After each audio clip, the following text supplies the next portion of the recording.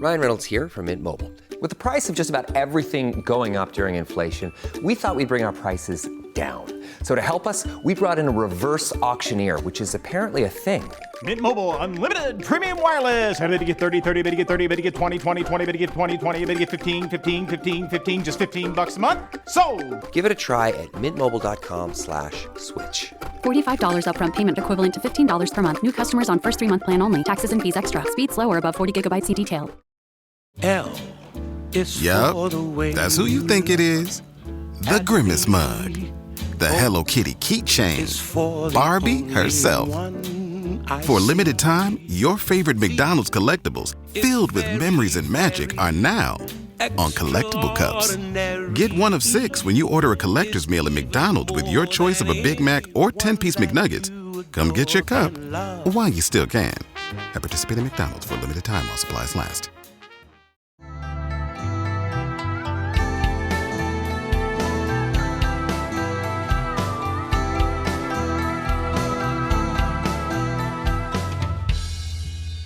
Hello, I'm your host, Les Bubka. Welcome to Anxious Black Belt, a podcast that focuses on karate, mental health, and everything in between.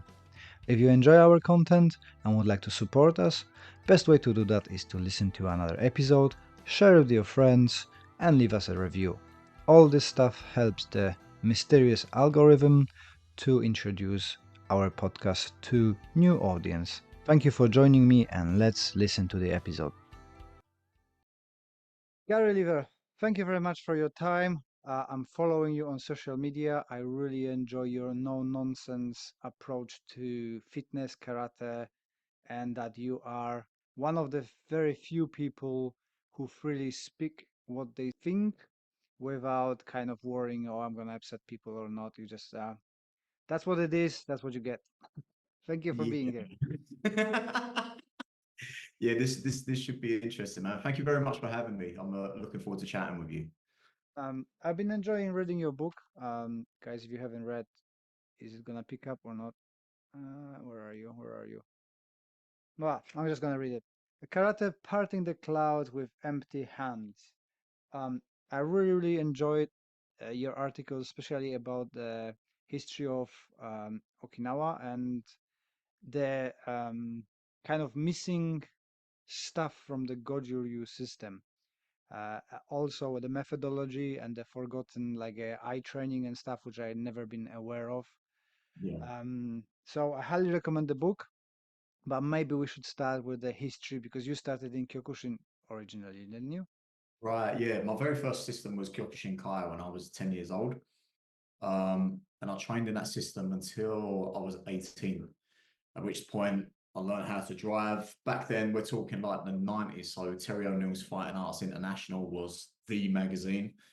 I really enjoyed Mark Bishop's article in there about how he would train in Okinawa at the Jundokan. So I always had in the back of my mind that I wanted to travel to Okinawa. Kyokushin being my system, I knew that wasn't really a viable route for me, right? So it was the kata that I enjoyed from the Kyokushin system were the more Goju based one, the Seiyunshin, the Cypher, the Geksai series. So it's kind of a logical progression for me to try to find almost the source of those kata, which led me down the Goju path. So once I was 18 and was able to drive, I found myself a Goju Ryu dojo that was linked to the Jundokan, which is the dojo I wanted to train at in Okinawa. And then began studying there, and then eventually the course took me out to the island itself. So why Jundokan? Because there's so many branches now of Goju Ryu. Why the Jundokan? It was literally because of Mark Bishop's articles. That was the reason. You remember the book Okinawan Secret Style? Yeah, was yeah. it? The black book, right? I just really enjoyed reading about Miyazato Sensei. I enjoyed reading about Mark Bishop's experiences at the Jundokan, and I just planted a seed there. Back in that time, it was different. We didn't have so much access to information like we do now with regards to the internet and Google, and we're just spoiled these days. But back then, the only sources you had were books or monthly magazines, you know, and I just look forward to reading these magazines in Combat, Fighting Arts International. So really, the only dojo I really knew was Jundokan, and then I was kind of further swayed towards it again because of Mr. Bishop's bias in his writing style, whereby there was some sort of derogatory comments made about other schools. So in my young 18-year-old mind, it was, oh, but Jundokan must be the place. I'll go there, you know. So that was the only reason. If I knew more, if I had access to more information, maybe I would have took a different route. But at the time, the information I had, you know, Jundokan was the place for me. It's funny how pretty much all martial artists and martial arts have a bias. You know, my teacher was in Kyokushin. I never been in Kyokushin, but that mentality, we are the best, our system is the best. It seems to be prevalent in every style you look at. Just, you know, we are better than them. Don't look at them because we are the best. And it's just I don't know, you training in different art like Muay Thai, but I don't see that in BJJ is actually the same, right? Maybe they're changing now, but they've been as well, oh, we're the best, we're the hardest. But I don't see that in Muay Thai. Um, and like wrestling and other arts. So it's kind of like specific to karate and BJJ. Yeah, I mean, classical arts in general. With BJJ, I think now they're starting to run into similar problems that we have in karate, and that now they're established and there's different offshoots. At the time, you know, back when I started, it was only Gracie Jiu-Jitsu. Now there's all these different branches, and now there's some rivalries and stuff. But I think they're running into the same problems that we had. They're just a little bit earlier in their lifespan with it. When it comes to wrestling and Muay Thai, I think the proof is in the pudding. You know, it's you Mm. can either do it or you can't, and you can't hide behind lineage or rank or none of these trappings that we have in the classical martial arts that I think a lot of us kind of hide behind. Oh, Mm. my teacher's this, so it's legitimate, or whatever Dan or whatever it might be. In Muay Thai, it don't matter if you could have been good when you were 20. Now I'm 43 years old. I'm not very good anymore because now I'm old and slow. So now the youngsters are, getting the better of me. So what I'm getting at is I think there's a natural elimination process that cuts through the delusion. Mm. Perhaps we're lacking a little bit in classical martial arts, that ability to really test if what we say is legitimate or not. I think that both Muay Thai, both free things. So boxing, Muay Thai, and wrestling, because it's dependent. Your status is dependent on achievement, sporting achievement. There is kind of that simple elimination. Either you've been good, average, or bad, right? From the Mm. good and average, you usually progress to be a coach, or maybe you took different road. But you know, if you want to establish yourself, there is no discussions, right? You've got 400 fights in Muay Thai, you won 300. Well, he's pretty good, right? He might be 60, but he's got the knowledge, he's got the experience, so he can teach me something, right? Yeah, yeah, definitely. Yeah, and that was one thing that really kind of molded my path in martial arts as well. In that, I think I was very lucky when I first went to Thailand and saw how they were training out there. This is back in like the late 90s in Bangkok, and it'd just be an alleyway, and there'd be a sheet of corrugated iron over the top of this alleyway where they'd hung a couple of bunch bags and they're doing sit-ups just on the concrete. And there was just a real honesty about it that captivated me a little bit. And that sort of stayed with me and shaped the way that I like to do karate, even because you see, I don't wear a gi. And a lot of the trappings, a lot of the customs, or I don't want to say unnecessary because it's necessary for some people, but for me it wasn't. It's just really about what can I do with my hands, what can I do with my mind, and anything else is kind of superfluous, or whatever that word is. It's kind of we can get rid of that and let's get down to the essence of what it is we're actually trying to achieve with this practice, you know. Mm. Yeah, yeah. There's something, I don't know. Maybe because the both Thai and wrestlers and boxing got so much harsher training that it just eliminates that kind of bullshit, if I might say.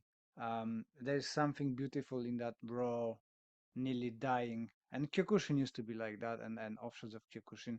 But everything, I don't know if you see that, but everything just goes now milder and milder to try to keep people happy and keep people in dojo. Sometimes I'm missing those kind of days that, you don't want to be here, you just can go home. Yeah, man. And you know, I think in karate we had that. If you look at the old photographs, you know, where it's just a bunch of guys training in the backyard in their swimwear or underwear, using these raw materials of rocks and stones and makiwara and each other's bodies to toughen the process. I think there was a real similarity in the attitude toward training back then that you see in the Muay Thai gyms from the 60s, 70s, and 80s. That raw, rugged honesty about it. And I think that sometimes that's what I think not I miss, because I'm not old enough to have experienced that, but I think when I read about it or when I see these photographs, I feel like we've lost something in how we practice these days, you know. Yeah, I think, and said that on many occasions, that boxing and karate was the same in about 30s. Then the karate focused on traditions, and boxing went ahead and focused on fighting. And it's changed with the rules. Like even karate that got the rules set for sporting evolved into something different. But karate was so obsessed with traditions and keeping everything not changed that it kind of is a little bit behind, in my opinion.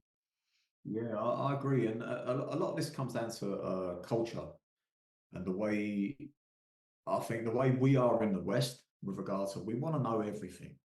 You know, we want to be the smartest guy in the room, and we're always asking why this, why that, needing a reason to do something before we go do it.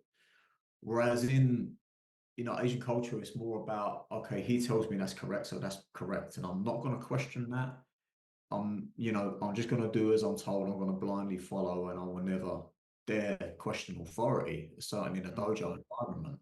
And I think that has stunted the growth of the art and has kept it stuck in a place. And as soon as you get stuck in a place, the only way to go is then down, which is, I think, is what we're seeing. Certainly in regards to Okinawa. And again, you mentioned earlier about controversial views and that kind of thing. I'm quite vocal about the fact that I believe the art has left the island long, long ago. Probably before even I went there for the first time. I think maybe I caught just the tail end of it. But these days, that I don't see anything coming out there that would make me want to go back, other than for a nice holiday, because it's a beautiful island and I love the people. But with respect to learning the art, I now think it's left the island, and there are pockets of what could be found now elsewhere in the world, whether it's UK, the US, elsewhere. I think it's left the island a little bit, unfortunately. Yeah, I've got a feeling that when you go into Okinawa, it's more now touristic. So like, I don't know what in UK can be measured, but in Poland, all the traditional outfits and stuff like that, right? You're going for entertainment.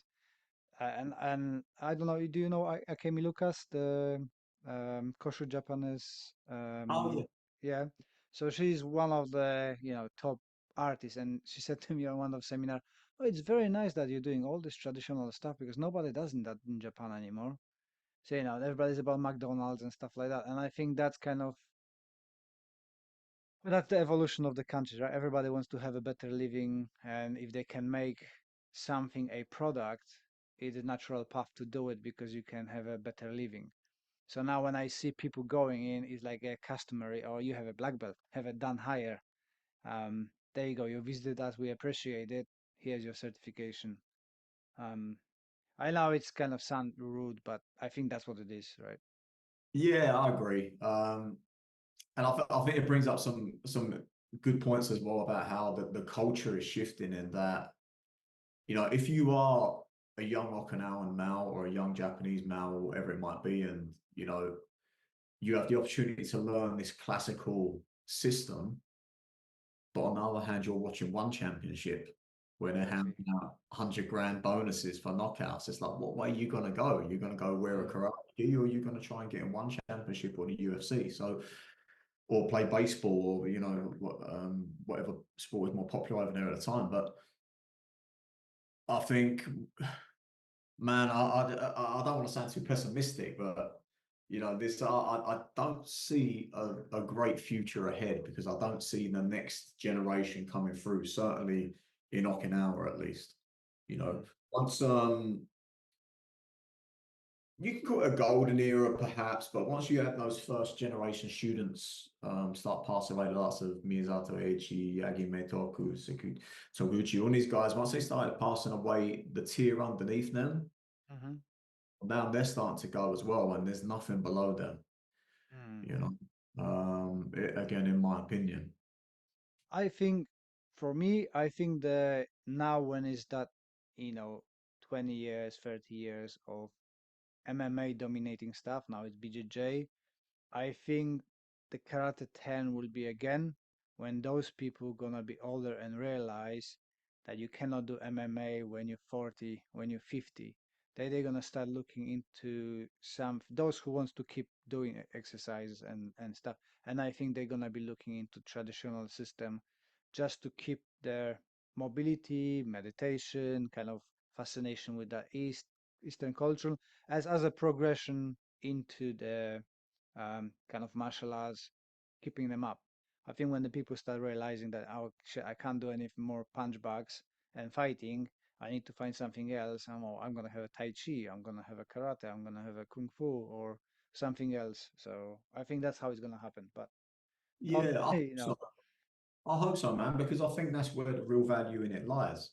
I don't think the greatest benefit of karate is as a combative system. I think it's actually it does quite a bad job at that in terms of how quickly you can assimilate the system and apply it.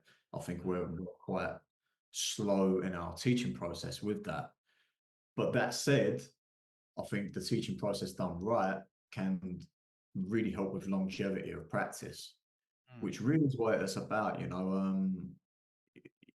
The thing that really did jump out at me about Okinawa was the amount of old people still training. So a lot of my teachers out there were in their 70s, 80s. One was even in their 90s, and they'd still be at the dojo, still training, still be there every day, still very mentally sharp, still happy with life. And that for me, that was more the goal than trying to get good at fighting or whatever it might be, because that's such a small part of it. And maybe we don't do enough of a good job of promoting that. I know you do with the sort of stuff you do with your Taiso program. I think that's something really good, and something that karate was used for in Okinawa, was to try and improve the quality of life for many people. I think Mark Bishop was writing in one of his books that the Okinawan Karate was every session was followed by Anma massage. So you have that, we do in training, and then we do that longevity and relaxation and massaging and stuff. And I think it's kind of again similar to Muay Thai, right? Because after Thai sessions, you've got that deep massage that helps you recover and stuff. And I think that was kind of a one system in Okinawa as well. I don't have any proof of it, but I studied Yumeho, so it's like chiropractic from Japan, and it relates so much, in my opinion, towards karate and especially the pressure points. So I don't believe so much in pressure points as Kyusho Jitsu. Obviously, it's useful if you get it when you're striking, but I think it's far more beneficial for recovery and breaking the knots and releasing tension and stuff like that. And I like to incorporate that in my training, but I think that's how it used to be. Yeah, I think so. I mean, even if you look at the Bubishi, there's a good third of the text is devoted solely to medicine and healing injuries. And again, when I was in Okinawa, I'd often ask questions, what happened to this practice? Where did it go? It seems that they used to do this, but now they don't.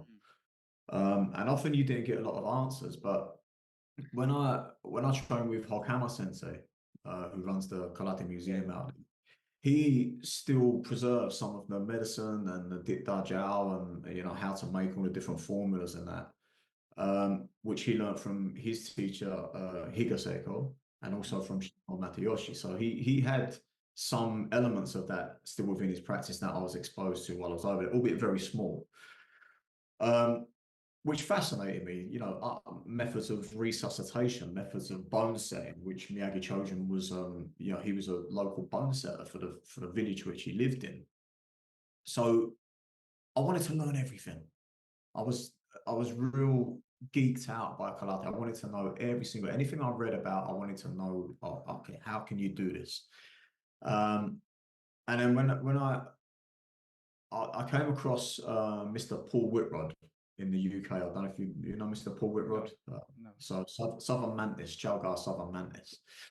So there was a program on mind, body, kick-ass moves. I don't know if you remember. A guy called Chris Crudelli. So it was a BBC program where he went around different martial arts all around the world, and he'd learn. And he went to Hong Kong and he was studying.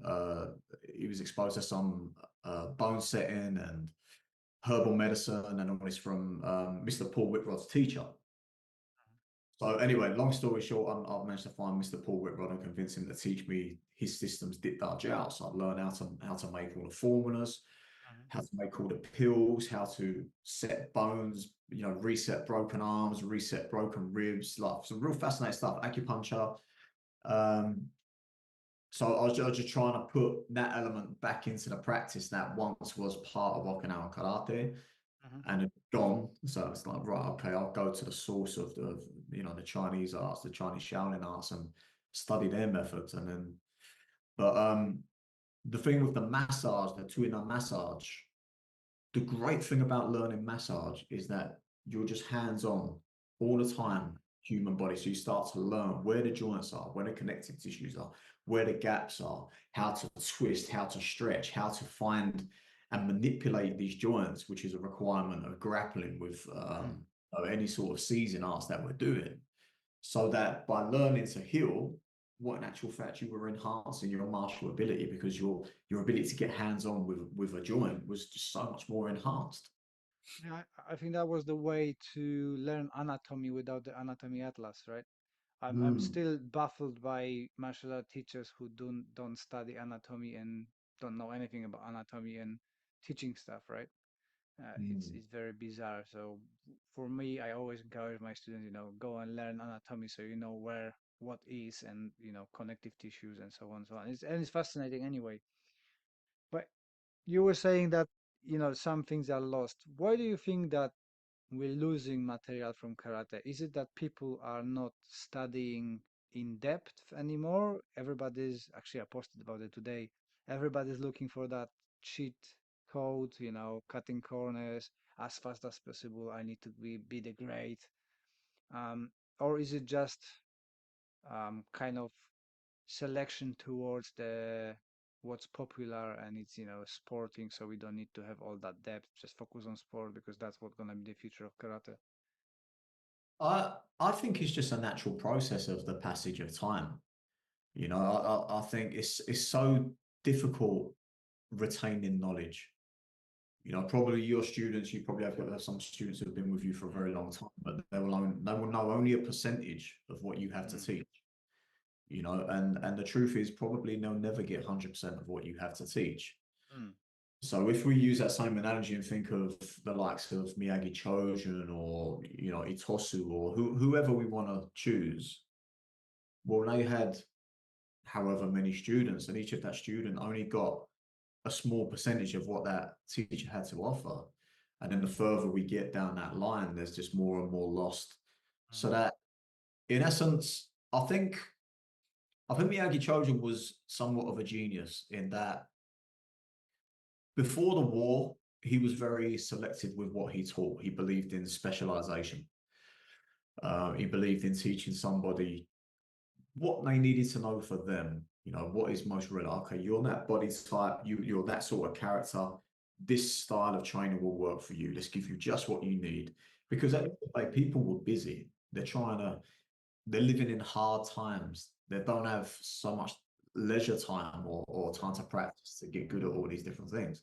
So really, it's right. Well, what do they need most? Then the war happened, and then so much was lost on the island. So even if we forget about teaching karate, so much is lost. Period.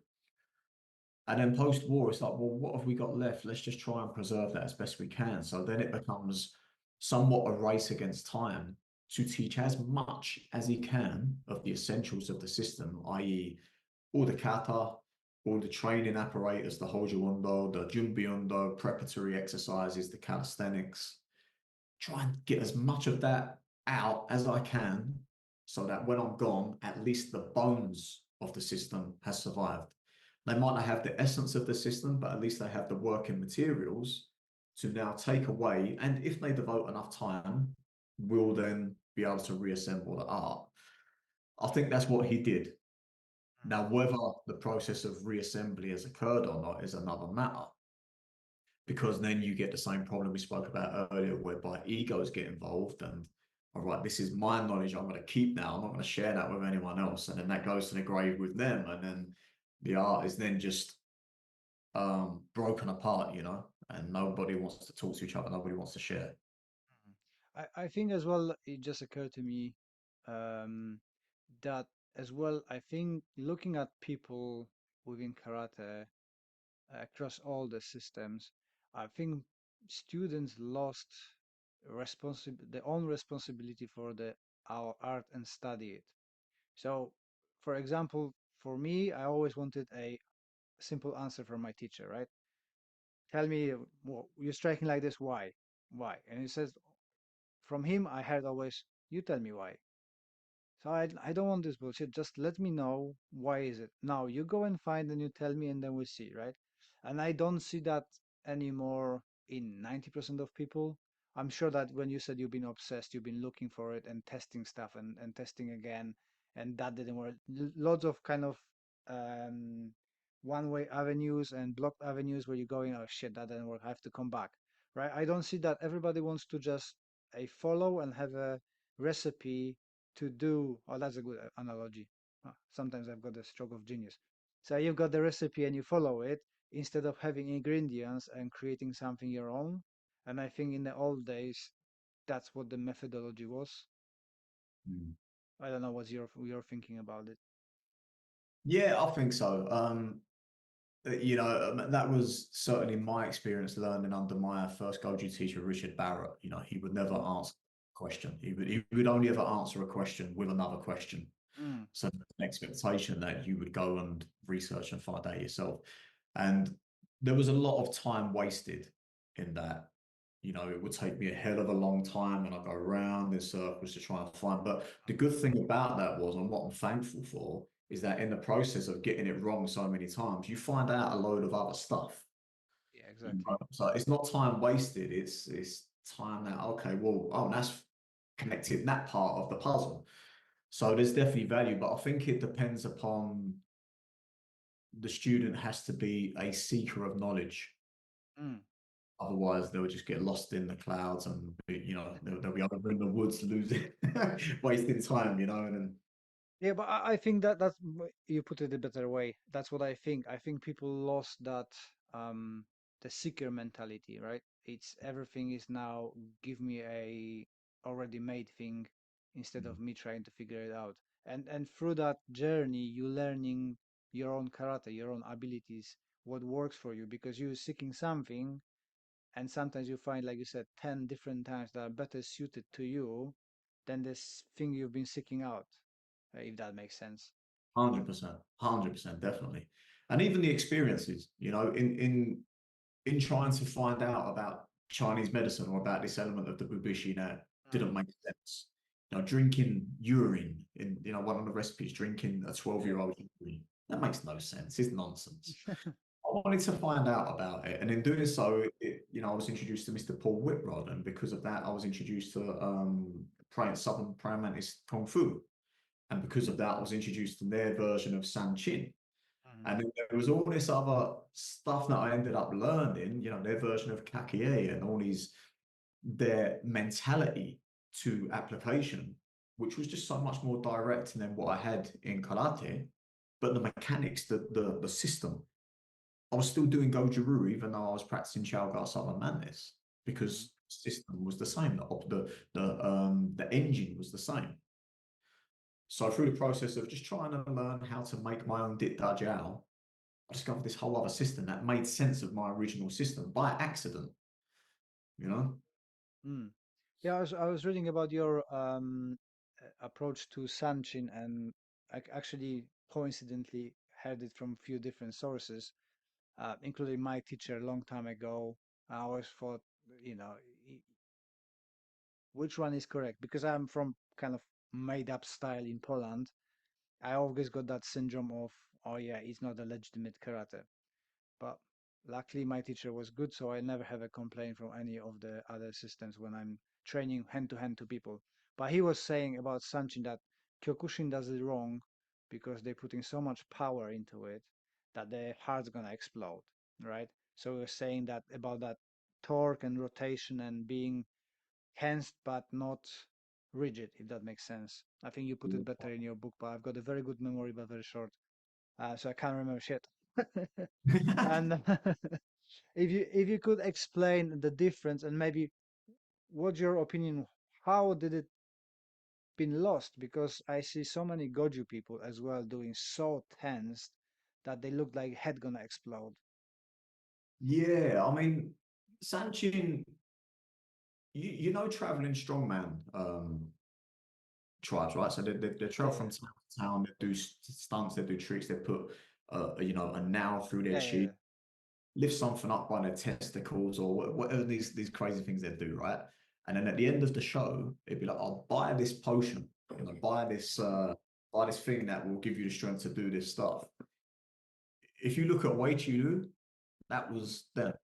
You know, they'd do their Sanchin, they'd do this one, and they'd be breaking things over them and punching them and kicking in the groin, all this sort of stuff. Because he was a medicine salesman. yeah. You know, he'd sell these magical elixirs that would guarantee you a vitality or a long life, or whatever it might be. So they'd do these demonstrations. And then at the end of the demonstration, it's like, right, anyone want to buy this Dit Da Jiao? And then everyone comes with their money, and that's how they made a living, you know? So the tradition of showmanship within Sanchin has been there ever since the kata came to the island. Now, with regard to shime, when you check the Sanchin, we have the slaps on the shoulders. That's like such a small element of shime, such a tiny element of it. But because it's the most visually impressive, it's the part that everybody kind of gravitates towards, and they want. Then you have this competitive aspect of, right, we're the toughest, and we're going to start smashing two befores over their legs and things like that. But the process of shime is a test not only for the performer of Sanchin, but for the person issuing shime. They're learning how to receive force. They're learning about lines of power. They're learning about angles. They're learning about dispersal of energy. They're learning about how to structure their stance, how to give, how to take, how to bounce and ward off. So there are all these elements that you are supposed to be learning through shime. But when we concentrate on just slap, slap, slap, slap, slap, all we're really learning is the ability to stand there like that and have our eyes bulging. So when we do Sanchin, I think often people are too tight, and what it does, it kind of chokes the energy. You know, if we tighten up like that, eventually that's going to weaken. If we do an isometric, you do kettlebell training with people, right? Yeah. We do isometrics. We can't hold that isometric indefinitely. We have a 5-second window before that power then starts to decrease. It's the same with Sanchin. If we're just holding tight as we can throughout, we'll sustain it for a while, and then by the end, this kind of a mushy kind of kata. What we really should be feeling is a similar feeling to being stretched. Again, like massage. So the fibers are being, where's my camera? The fibers are being elongated whilst we're applying rotation. So it's about how can I separate joints, create space, add rotation, add spirals. That's what gives it its tensile strength. Like a rope. If we have, I don't have any ropes at hand, but strands of a rope, if they're all together, just vertically aligned, the rope doesn't have strength. If we take the fibers and add rotation, which is how every rope is constructed, right? Yeah. Well, now it has tensile strength. Now it is not only difficult to cut, it also has more powerful when we're pulling. It's the same thing with San Chin. It's essentially taking two joints, let's say elbow, wrist, turning them in opposite directions in order to get engagement and tensile strength on that muscle without having to grip the shit out of it and, you know, burst the blood vessel. So it's actually, oh crap, there's a feeling of spreading is how it should feel. A feeling of spreading rather than contracting, you know? Cool. Changing the subject a little bit, you made me laugh other day with, well, you always make me laugh with your comments about your Patreon. So, guys, if you want to follow Garry on a Patreon, he's got a good content. Only not from a snippets because I try to not follow people to not mess up my ideas. So, but I like your comments, and I got the similar situations with people setting up fake accounts just to check what you're doing. And then I think you commented, oh, you can set up your fake account, learn whatever you want, and tell your students that it's your stuff. Yeah, man, that's a thing, right? I get emails from fake emails from schools around here just to check my pricing and stuff. It's strange. It's bizarre. And this is the world we live in now, isn't it? Yeah, the anonymity provided by the internet now has changed the art, man. It's changed all human interactions. So yeah, elements of trust are being eroded. But yeah, you know, we get that a lot, and you know, and then you'll see maybe you put out a video, you probably had it yourself, you put out a video, and then a couple of days later you'll see almost word for word and that same thing appear elsewhere, you know. Yeah. Which, you know. You know, sometimes there's coincidence because I had a few times like you've been doing Seipai for quite a long time, and I just look at it and shit, I've got the same, you know, I'm doing the same kata, and now it's gonna be looking like I'm copying you, right? But it was just pure coincidence because I was teaching the seminar. I had a lot of footage. I thought I need to do something with it. So, but Gary's doing as well, so it looks like I'm copying him. Man, it happens all the time because you know I train strength conditioning. The amount of times I've taught a session that morning, and then you know I'll look on Instagram or something, and it's just you know a big name in the industry will be doing something very very similar that same day, and you're like, oh man, everyone's gonna think I copied him, you know. Yeah, but you know, copying a good stuff is not a problem. It's just copying the shit stuff. That's the problem. Yeah, good point. As well, I wanted to reach another topic that we talked a bit on messaging about well, that doesn't work on the streets thing. And I think I love to talk to people like yourself who've got the real life experience. I don't have that real life experience. I had two fights in my life, one won, one lost. So I avoid telling my students that something gonna work. I don't advertise my stuff at all as a self-defense because compared to people from military, my friends from police, people like yourself who've been in like special units, or students who've been. I had one student who joined in the prison service, and he come up from there, and his approach completely changed. So I kind of again feeling that I don't have the experience to talk about self-defense. But you got a lot that, right? That wouldn't work on the streets. How does translate to your experience? You know what? Most of the time, I agree with what they're saying. I just don't like the way they're saying it. Mm-hmm. That makes sense. So most of you know, we need to sort of like accept that we are practicing a martial art, the art side of it. So there are certain things that we do that are questionable, should we say? Mm-hmm.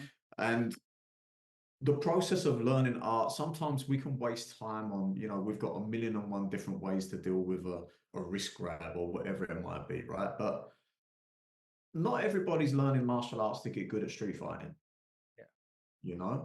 And I think once you have a good foundation in that you have good power generation, you've trained your mindset to be able to inflict violence upon someone else as fast as possible, which is the main thing. Mhm. Well, now everything else, have fun with your art, explore with your art, ask your questions, and experiment, which really is what we're about when we're teaching application. Some of it we know is probably bullshit, Mm. but we do the best we can with it. And, if we're trying to explain this particular section of a kata, then we'll give some different options for that in a walkthrough pace so that people can learn and see the nuance of it and the technique. But the problem is that it doesn't matter what you do, there will always be an answer for it. Mm. I could have the most, put it this way, if you put out a video tomorrow saying win any fight with this technique, or it's just a right cross to the jaw on one of your students, and you can just knock them out cold. You preempt hitting them, knock them out cold. Great demo. Great demo. No one can say that don't work in the street. Mhm. What's like? You don't need to do an instructional for that. Yeah. Stand in front of the heavy bag, punch the shit out of it, train your aggression, train your power generation, train your mindset. That's job done. Mhm. And again, it's one very small part of the practice. So even though, yeah, I agree, that wouldn't work on the street or whatever. Okay, it wouldn't, but probably I'm not going to use that apart from a very specific situation if I'm Mm. put in a particular situation. And this is the other thing that we need to appreciate, that not everything goes to plan. So that preemptive strike may fail. We may fall into clinch range, and now we end up in a headlock or on our back or whatever it might be. And that's where kata really excels, because through the process of performing a kata, we are put into so many different body shapes, positions, frames, structures. And in being put in these structures, the body starts to download the information it requires to get out of these bad situations. Application provides context with a partner so that we can visualize something. We can see, all right, the body parts are here, and we have the ability to now form better plans in our mind while we are mapping this process of performing kata. But the kata is the practice. And I think a lot of us gravitate towards the application as the practice. But when we're training with a partner, we can't go 100%. We can't even go 50% if we still want to go to work tomorrow. Even if we put the bogu on, we put the head guard on, we put the MMA gloves, the gumshoe, we still can't go 100%. When I train sparring and a Muay Thai, 50, 60% tops. When we do BJJ, you can argue probably that's the most intensity you can apply in a training environment, in a grappling, right? Where we can go maybe 80%, 90%. We're still not going 100%. Sure. The time you can go on 100% is against a punch bag that doesn't care, or in your kata, which is what the kata's for. So yeah, so when you're dealing with it would never work on the street, it gets tiring, because we know and we know there's always an answer. What if he does this? What if he does this? Well, yeah, I'm not going to just stand there and let him do that. If he does this, I do something else. But the conversation becomes tiring. Mm. Yeah, definitely. To be honest, since I start actively conversating with all my trolls and being polite and never get emotional, I don't get any trolls now. It's very rarely when I get a troll. It's I just like really, they sense it. Oh, he's gonna be not giving up. Yeah, I've got a policy. My wife keeps saying, "Ah, you should leave it alone." If I leave it alone, they're gonna go to somebody else, and somebody else might be more vulnerable, right? I've got Danny in my club who is autistic. He's got a very big channel on the TikTok, and he's dressing up as a Mickey Mouse, and that's his kind of um, pastime. Plus, he does games. Plus, he does karate, and a lot of people. And he used to get really, really upset by all the comments, negative comments. So if I can cure somebody from being a troll through my commentary with them and taking jokes and being polite, they will not have time to go and pastor somebody else. So I kind of developed a thick skin on that, and it doesn't bother me at all. But there's a lot of people like that outside. So yeah. Yeah, that's a good thing, man. That I tend to take the approach of fire and forget now. I don't really respond to comments and stuff. I don't like social media, and I'm actually quite introverted. I don't like putting the content out and having to be on it all the time and that kind of thing. But it's the only place I teach now. I don't teach karate publicly anymore. So Why the only why is that? um I guess maybe you could call it broken-hearted. Oh, okay. I had a dojo, very nice traditional dojo and that kind of thing. And you invest all this time and effort into it, and eventually people do their thing and go their own ways, and it fizzles out to nothing. And then after that, it's like, you know what? I'm tired of teaching Geksai. I don't want to ever teach Geksai again. So yeah, I don't teach now. The only avenue for learning karate from me is actually through the Patreon, and the only reason I do the Patreon is to try to give back to the people who taught me. In that, like I said about earlier, how it's impossible to teach 100% of what you know. So if I can preserve that somewhat in video form and people can access it and apply it, then I'll just try to catalog the knowledge that was passed to me, just to try and preserve it so that it doesn't get too lost. And if people find value in it, then that's cool as well. Awesome. Because your Patreon is quite popular. I think you got over 200 people. Yeah, it does okay, man. I started it at the start of COVID, when everyone was, on Zoom and all that kind of thing. It started with that, and it's just steady. I try to do maybe 3 or 4 videos a week. I think we're up to maybe 500 videos on there now. So the library is pretty extensive. And it's only really scratched the surface of the Goju Ryu system. That's what's crazy. However many hours of footage are on there, there's still so much. Like I don't know how I would be able to teach that in a dojo setting. I honestly, especially with a mixed group of students. So I can see how the art is deteriorating over time, because I would not know how to pass all that on in a dojo environment with different people with different needs. It's just, there's not enough time in the world.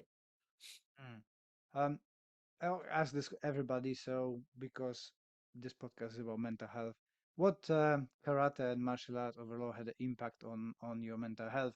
Because I suppose with your previous work, you had some pretty horrific experiences and a potential for a PTSD and so on. And is there any impact, positive or negative, from martial arts?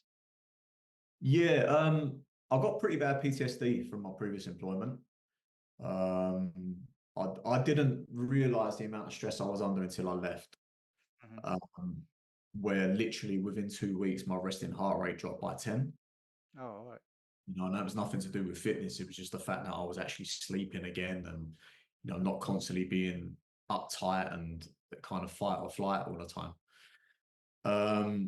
So, and I often have recurring dreams. I suffer a lot from depression, anxiety, all these kind of things, which I've worked through over the years.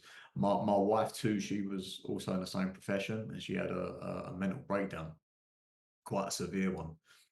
So we were kind of both going through this together, because we both left in within a 2-year gap. We both left that employment.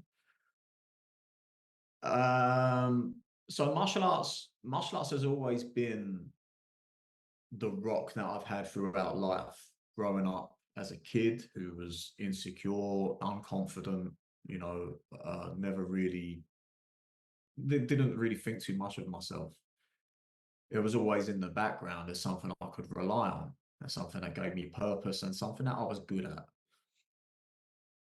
And I think now, these days, karate, the reason I don't practice karate anymore, really, a lot of my training now is Muay Thai BJJ, because it actually it makes me unhappy. Karate makes me unhappy these days. So I would say from being a positive impact on my life, it's gone full circle and that actually become quite a negative thing upon my life. And the reason I've gravitated more towards these other arts now is because I like being the shit guy. I like being the old guy at the back of the class who's, you know, wearing the white belt or, you know, getting beat up by the young lads or whatever. I like being the shit guy rather than the teacher, because I really missed that. I missed that journey, that seeking of information, that excitement of learning something new. And in Goju, without sound, I'm really trying not to sound arrogant when I say this, but it felt like I'd got to a point where nothing was new anymore, nothing excited me. I couldn't see where else to go with it. And then I stopped teaching and that kind of thing. So yeah, I fell out of love with it. And I've found that love for martial arts again, just through another avenue. And I think it's just that process of Shoshin and seeking a beginner's mind. And I may have found that through doing Tai Chi and being crap at that, or doing Kendo or whatever, you know, but I do think stay the beginner. However you can do that, you might be able to stay within karate and do that. I couldn't, maybe I'm too arrogant, I don't know, but I struggled doing that within karate. So I don't know if that answers your question, but I have a real love-hate relationship with it. But that said, sorry, I'll keep getting cramped. Oh, mate, I've had a hard training week. That said, karate helped me through some real bad times in life, and at times it saved my life. You know, so it will always be a part of my personality, and probably the biggest part of my personality, because I owe everything I am to the study of karate and the experiences that I've accumulated as a result of that. Cool. Recently, I don't know if you're aware of Mark House from Kyokushin Budokai. He works with a lot of people from disadvantaged backgrounds and difficult youngsters. And he asked me a very difficult question, which took me some time to answer. So now I'm asking everybody. If you had only a couple of words or one sentence or two, what would be your core values? So he asked me this, and he said, how would you explain to your children your core values so they can understand? So for me, it's a strong and caring, and that's it, right? That's our home motto. What's yours? Matt, I'd have to, I think integrity. Cool. Integrity would probably be the word I'd choose above all else. Can you elaborate? Oh man. I think definitely in this day and age of social media, I think we all wear masks, right? What is it that in Japan they say everybody has 3 masks? The one they show to the world, the one they show to their family, and the one they show only to themselves, right? And I think we have that, but now I think we have so many different masks. That third layer of mask now is 5 or 10 different ones that we can place on, you know what I mean? And I think there's a kind of a lack of authenticity anymore, in that because we're exposed to so much information these days, it's not even intentional. We take on elements of everybody else, everything else that we see, and we wear it like we've gone into a charity shop and just put everything on that we can find. So I think for me, integrity is actually about stripping off, you know, discarding everything that ain't real, everything that ain't true, getting rid of all that stuff so that you can actually present yourself as authentic and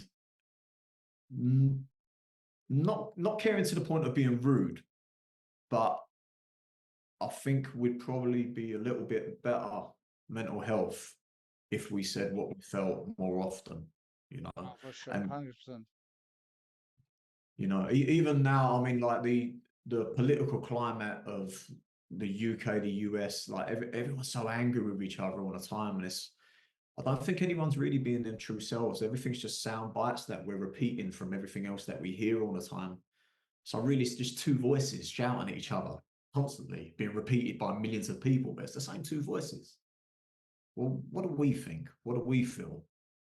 You know, and then trying to find, even with martial arts, you know, what's the essence? Forget about this technique or this lineage or what's correct. This, what's the essence? What are we trying to really impart? You know, that's an yeah. I think that integrity for me would be, I only need one word. Yeah. Cool. Excellent, excellent. Um, I want to ask you something else, and I don't want to sound rude, but um, let's put it that, as you said, you had to shut down your dojo, so you're kind of on a side of the failure, but then you jumped up and have a massively successful, at least from my point of view, fitness gym. What have you Hmm. done differently? You would think that it's pretty much the same application, same advertising, same teacher, but karate didn't click, but yet the fitness clicked straight on. Well, it's not straight on. I don't want to say that you just went, okay, 50 people. It's hard work, I Man, understand that, but what was different? it's crazy. I still pinch myself because we've just been so lucky with that. You know, I haven't had to struggle too much with the gym. And the crazy thing is that the way I teach strength conditioning and health, what I'm doing is teaching karate at the end of the day. You know, it's different Hmm. exercises, obviously different protocols, but the essence of how I teach is the same thing. But it clicks Hmm. with that particular audience. With with with karate, I think truthfulness and integrity sometimes can be seen as threatening, Hmm. right? And that it threatens the hierarchy or the structures that people build around their status and their dojo and stuff like that. So in the martial arts, I was kind of to be avoided a little bit because pain in the ass. But with the health and fitness industry, everyone knows everyone's full of shit and everyone's lying to them and trying to get them to buy something. So when you come across as actually being truthful and having some integrity, I think that you know, people warm to that a little bit more in that particular environment. Doesn't work in martial arts, but it does seem to work. Does seem to work in health and fitness. Um, and we just been really lucky with location. We located, we're on a farm.